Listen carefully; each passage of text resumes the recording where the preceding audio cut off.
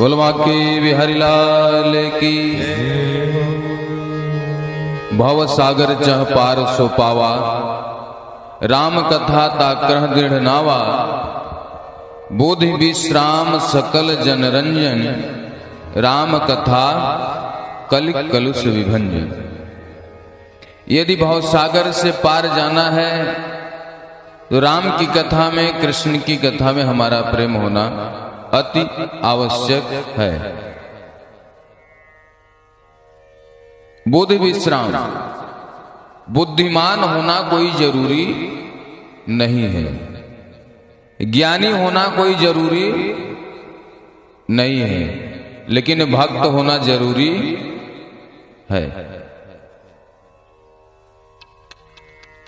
यदि आप भक्त बन गए तो आपको ज्ञान की जरूरत नहीं।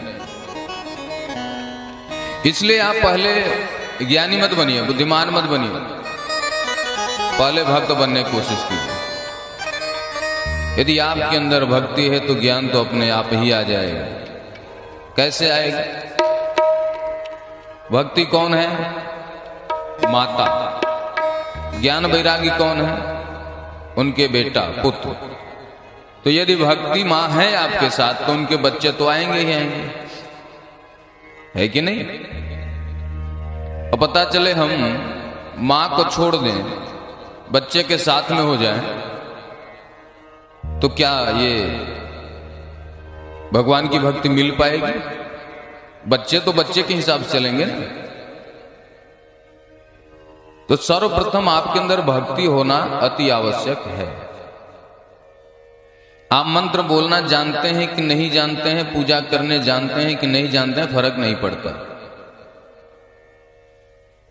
लेकिन भगवान के भक्ति में बैठ करके कथा सुनना, या भगवान का कीर्तन करना, या भगवान का भजन करना, या भगवान के भक्तों की सेवा करना, या अपने घर के बड़े बुजुर्गों का सम्मान करना, आप जानते हैं कि नहीं जानते, इस पे फर्क पड़ता है। भक्ति का मतलब क्या है? मंदिर में जाकर के अगरबत्ती जलाएं? नहीं, ये नहीं। भक्ति का मतलब क्या है? यज्ञ हवन कुंड जला के उसमें यज्ञ करें? नहीं, ये भक्ति नहीं है। भक्ति का मतलब क्या है? भक्ति का मतलब ये नहीं कि आप घर से बाहर जाकर के पूजा करें तो आपकी भक्ति हो गई। कहीं गंगा जमुना सरस्वती में स्नान कर लिए तो आपकी भक्ति हो गई।